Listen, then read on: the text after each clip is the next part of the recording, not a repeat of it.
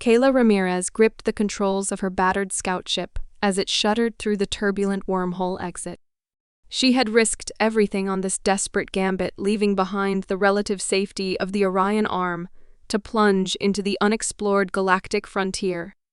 Her ship's sensors crackled to life, revealing a small yellow star system ahead. A few rocky planets orbited listlessly, along with a larger gas giant trailing rings of ice and dust. "Well, this is it," Kala muttered, checking her dwindling fuel reserves. "Our new home, for better or worse." The ship's AI, nicknamed Omni, responded in a synthetic but strangely soothing tone. "I am detecting multiple artificial satellites and orbital habitats around the fourth planet. It appears this system has already been colonized." Kala frowned. "So much for being the first humans to stake a claim out here." She keyed the transmitter. "This is Scout Vessel Tempest requesting permission to—" Her hail was interrupted by a burst of static and an amplified voice blaring over the speakers. "Unknown craft, you have entered restricted space. Identify yourself immediately or you will be fired upon." Kala exchanged a worried look with Omni's holographic avatar. So much for a friendly welcome. She took a deep breath and tried again.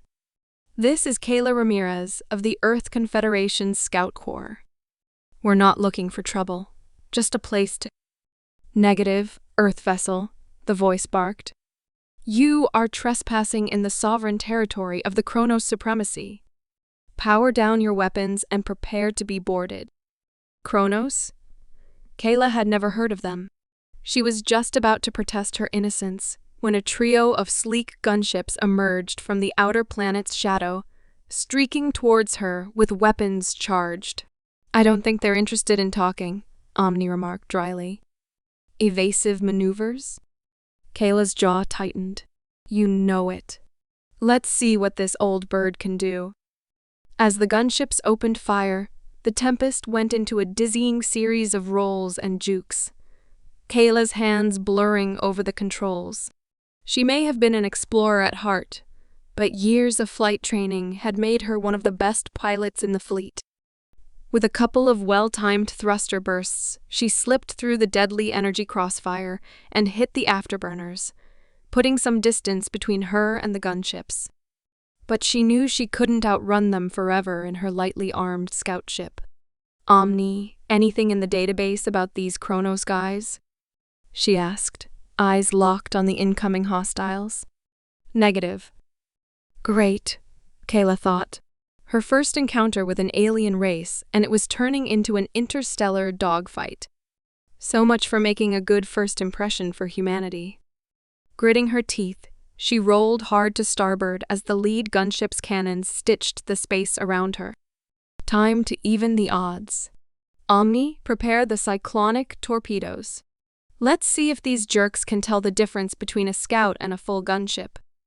"Cyclonics armed," Omni replied crisply. "But I must warn you, Kala, those are our only countermeasures. We cannot afford a prolonged engagement." Kala allowed herself a tight smile as she reverse throttled, letting the gunships overshoot her position. "Don't worry, I've got no intention of sticking around." She kicked the ship into a high G-turn and loosed a pair of cyclonic torpedoes from the forward tubes. The gunships broke formation, trying to evade, but the torpedoes' muonic fields sent them spinning out of control, venting plasma from a dozen ruptured systems. Not waiting to see if they recovered, Kala punched the engines to full military thrust, shooting towards the outer planet's gravity well. She grinned fiercely as the battered old scout ship responded with unexpected power, courtesy of the illegal quantum black box she had installed against regs. As the planet's curve rushed up to meet them, she pulled back hard on the stick, bleeding off just enough velocity to enter a decaying orbit without burning up in the atmosphere. A risky maneuver, but she had learned a few tricks in her years running the frontier. The gamble paid off. By the time the gunships recovered and gave chase, she was skimming the upper ionosphere, using the dense air to mask her thermal signature. She threaded the needle through a narrow gap in the planetary defense grid, finally going to ground in a remote mountain range, light years from the nearest population center. As the Tempest shuddered to a stop in a narrow alpine valley, Kala let out a long breath she hadn't realized she'd been holding. She glanced over at Omni's hologram, giving the AI a lopsided smile. Well, that could have gone better. Indeed, Omni replied dryly, though I must say your piloting skills remain exceptional as always. Shall I begin scanning for potential colony sites? Kala shook her head, pulling off her flight helmet and running a hand through her sweat-soaked hair. Not yet. I want to take a look around first, make sure we're not stepping on any more toes out here. She grabbed her field pack and headed for the exit ramp. Keep an eye on things, will you? I've got a feeling we haven't seen the last of those Kronos jerks. As the ramp extended with a hiss of hydraulics, Kala took her first breath of alien air, cool and crisp with just a hint of exotic pollen. She gazed out over the sweeping alpine vista, her earlier bravado fading. What had she gotten them into this time? She was just a scout, not a fighter pilot or soldier. All she had wanted was to get away from the squabbling bureaucrats back home and find some peace on the frontier. Instead, she had stumbled into what seemed to be the territory of a xenophobic alien race, powerful enough to control an entire star system, and if their greeting was any indication, they weren't going to welcome human settlers with open arms. Kala sighed and shouldered her pack, heading off into the rocky peaks to scout a defensible location for a base camp. One thing was for sure: if she was going to carve out a home for humanity on this world, it wasn't going to be easy. But then, nobody had ever said exploring the frontier would be easy. Kala trudged through the rocky terrain, her boots crunching on the loose gravel. The air was thin and cold, but it carried a certain freshness that reminded her of the highlands back on Earth. She scanned the horizon, her eyes narrowing as she spotted a plume of smoke rising from a distant ridge. "Omni, are you seeing this?" she asked, tapping her earpiece. "Affirmative, Kala. The smoke appears to be coming from a settlement approximately 5 kilometers to the north. Shall I initiate a closer scan?" "Do it," Kala replied, adjusting her pack. "And keep an eye out for any more of those Kronos ships." As she made her way towards the smoke, Kala's mind raced with possibilities. Who could be living out here in the middle of nowhere? Another human colony? Or perhaps a different alien species entirely? The thought of making first contact with a new civilization sent a thrill down her spine, tempered by the memory of her recent encounter with the Kronos. After an hour of steady hiking, Kala crested the ridge and looked down into a sheltered valley. Nestled among the rocks was a small village, its buildings a mix of prefabricated structures and more primitive huts. People moved about the settlement, their figures indistinct in the haze of smoke and dust. Kala took a deep breath and started down the slope, her hand resting on the grip of her sidearm. As she approached the outskirts of the village, a group of figures emerged to meet her. They were humanoid, but their skin had a faint bluish tint, and their eyes were larger and more luminous than any humans. One of them, a tall figure with a regal bearing, stepped forward and raised a hand in greeting. "Welcome, traveler," he said in a melodious voice. "I am Lauren, leader of this settlement. Who are you, and what brings you to our world?" Kala hesitated for a moment, then decided to be honest. "My name is Kala Ramirez. I'm a scout from the Earth Confederation. My ship was attacked by a group calling themselves the Kronos Supremacy, and I had to make an emergency landing here." Lauren's expression darkened at the mention of the Kronos. The Kronos are a blight upon this region of space.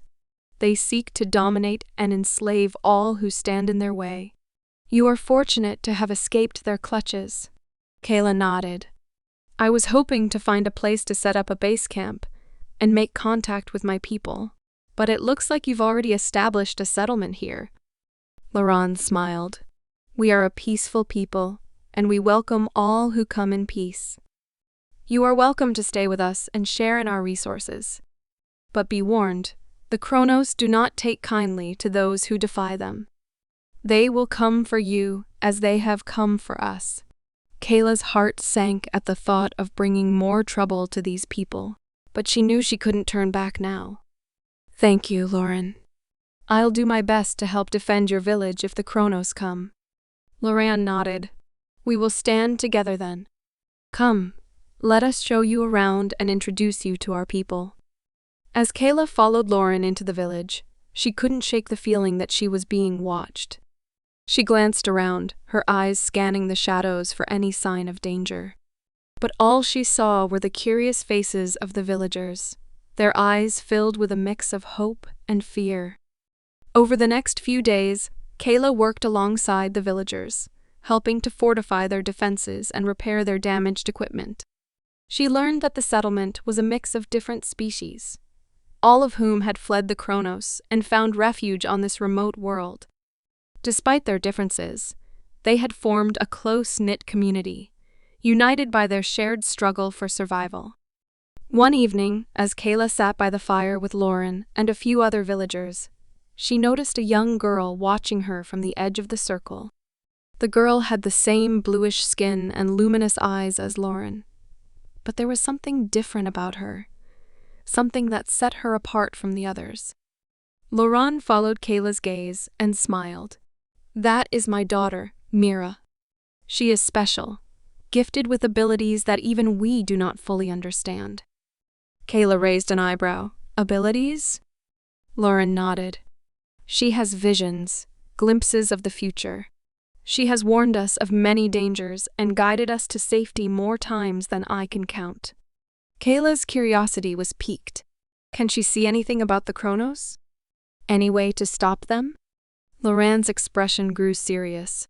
Mira's visions are not always clear, but she has seen a great battle, one that will determine the fate of our world. She believes that you, Kala, are the key to our survival. Kala's heart pounded in her chest. Me? But I'm just a scout. What can I do against an entire fleet of Kronos warships? Lauren placed a hand on her shoulder. You have already shown great courage and resourcefulness. And you are not alone. We will stand with you, and together we will find a way to defeat the Kronos. As the days turned into weeks, Kala and the villagers prepared for the inevitable confrontation with the Kronos. They trained together, shared their knowledge and skills, and forged bonds of friendship and trust. Mira's visions continued to guide them, revealing hidden dangers and opportunities that they might have otherwise missed. One night, as Kala lay in her makeshift quarters, she was awakened by a soft voice calling her name. She sat up and saw Mira standing in the doorway, her eyes glowing with an eerie light. Kala, you must come with me, Mira said urgently. I have seen something important. Kala quickly dressed and followed Mira out into the night. The village was quiet, the only sound the gentle rustling of the wind through the trees. Mira led her to a secluded spot on the edge of the settlement, where a small, ancient-looking device lay half-buried in the ground. This is what I saw in my vision, Mira said, her voice trembling with excitement. It is a relic from a long-forgotten civilization, a weapon that can turn the tide of battle in our favor. Kala knelt down and examined the device. It was unlike anything she had ever seen, its surface covered in strange symbols and intricate patterns. She could feel a faint hum of energy emanating from it, a sign that it was still functional. Do you know how to use it? Kala asked, her mind racing with possibilities. Mira shook her head. No, but I believe you can figure it out. You have the knowledge and the skills to unlock its secrets. Kala took a deep breath and nodded. All right, let's get this back to the village and see what we can do. Over the next few days, Kala and the villagers worked tirelessly to decipher the device's functions. With Omni's help, they managed to activate its core systems and uncover its true purpose. a powerful energy weapon capable of disabling the Kronos ship's shields and rendering them vulnerable to attack.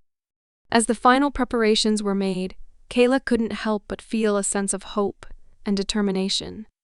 They had a fighting chance now, a way to stand up to the Kronos and protect their new home.